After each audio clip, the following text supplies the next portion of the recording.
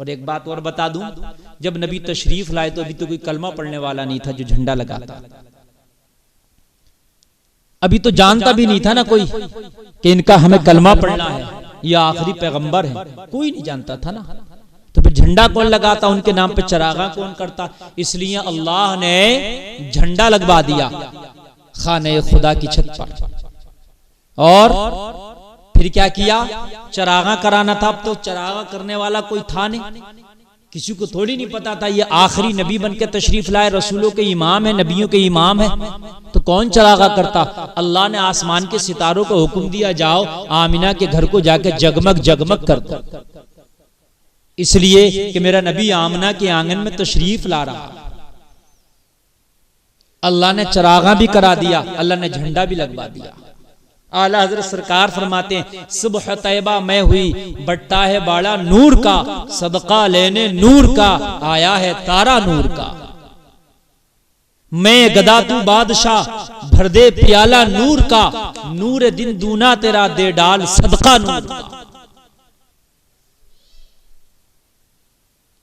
मेरे नबी तशरीफ ले आए। मेरे नबी जब तशरीफ लाए ना तो रबीउल अव्वल की 12 तारीख। अब कुछ लोग कहते हैं कि नबी का विसाल भी इसी तारीख में हुआ। तो पहली बात तो इख्तलाफ है कि विसाल 12 तारीख में हुआ कि नहीं हुआ, इख्तलाफ।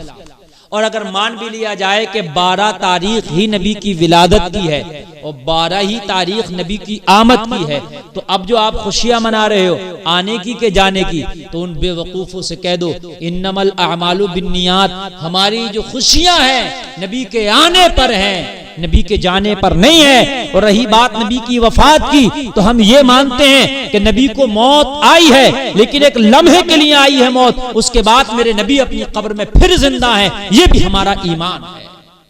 अंबिया को भी अजल आनी है, मगर ऐसी कि फकत आनी है, फिर उसी आन के बाद उनकी हयात मिस्र साबिक वही जिस्मानी है। ये हमारा ईमान है। आला हज़रत के शेर पर हमारा ईमान है। आती है एक लम्हा के लिए मौत, मगर फिर से उनको पहले की तरह जिंदा कर दिया जाता है, उनकी रूहों को उनके जिस्मों में लौटा दिया जाता है। अल्लाह। तो मेरे मुस्तफा कि हम आने की खुशी मनाते हैं, अगर जाने का दिन भी वही है तो हम जाने की नहीं मनाते, हम आने की मनाते हैं। नियत के ऊपर है ना कि भाई उसी दिन तो नबी आए हैं, उसी दिन गए हैं। तो तुम जो ये रबीउल अव्वल में जुलूस निकाल रहे हो, झंडा लगा रहे हो, तो तुम जाने की खुशी मना रहे हो। उनसे पूछो जोहर की 4 रकात नमाज आदमी सुन्नत पढ़ेगा, वो भी उसी तरह से दिखने में, और 4 रकात फर्ज पढ़ेगा, वो भी उसी तरह से। आने वाला जोहर की 4 रकात सुन्नत पढ़ रहा हो या फर्ज, लेकिन जो ऊपर से आ जाए उसको नमाज पढ़ता देख ले, देखने वाला नहीं बता सकता कि ये सुन्नत पढ़ रहा है कि फर्ज, लेकिन उसकी नीयत है कि मैं सुन्नत पढ़ रहा हूं तो वो सुन्नत कहलाएगा, फर्ज पढ़ रहा हूं तो वो फर्ज कहलाएगा। उसकी नीयत के ऊपर दारो मदार है। ऐसे ही हम जो खुशियां मना रहे हैं रबीउल अव्वल शरीफ में, तो देखने वाले तेरे देखने से कुछ नहीं होता, ये हमारी नीयत के ऊपर है। हम अगर नबी के आने की खुशी मना रहे हैं तो वो नबी के आने पर ही खुशी, समझे आप।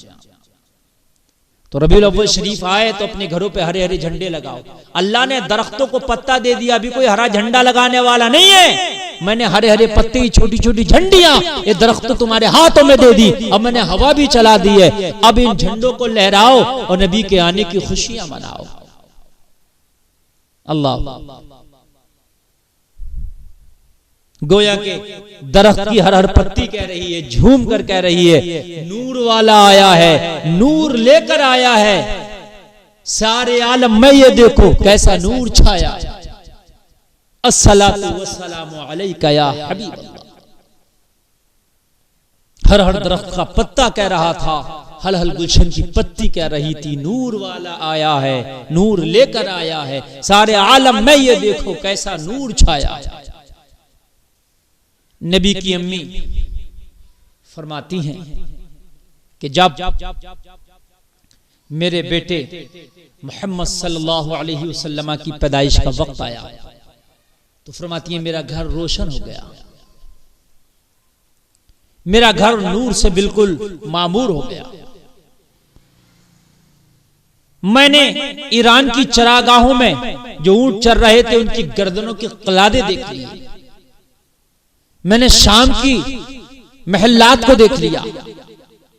ऐसा लग रहा था कि आसमान झुका चला आ रहा है मेरे आंगन में, और आसमान के सितारे झुके चले आ रहे हैं। लग रहा था कि आसमान के सितारे मेरे आंगन में टूट पड़ेंगे। ऐसा लगा कि आसमान के सितारे मेरे आंगन में टूट पड़ेंगे। अम्मी फरमाती है नबी की, मेरा घर रोशन था। अल्लाह,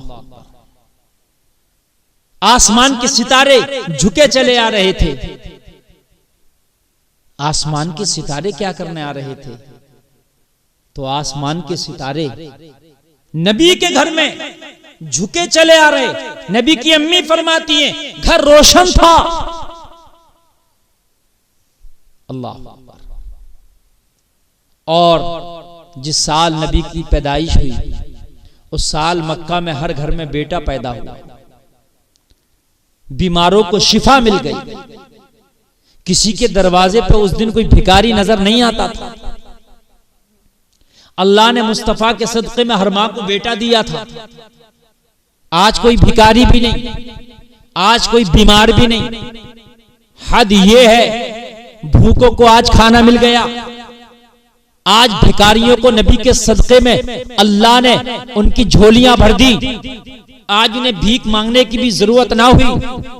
हद ये है मौसम खज़ा में जिन दरख्तों के पत्ते झड़ जाते हैं और दरख्त के पास कोई माल सोना चांदी नहीं होता, दरख्त का जो जेवर है, दरख्तों का जो माल है, दरख्तों की जो कीमती चीज है वो उनका पत्ता हुआ करता है, जिससे दरख्त खूबसूरत भी लगते हैं, जिससे दरख्त के छांव में लोग बैठ के आराम भी करते हैं।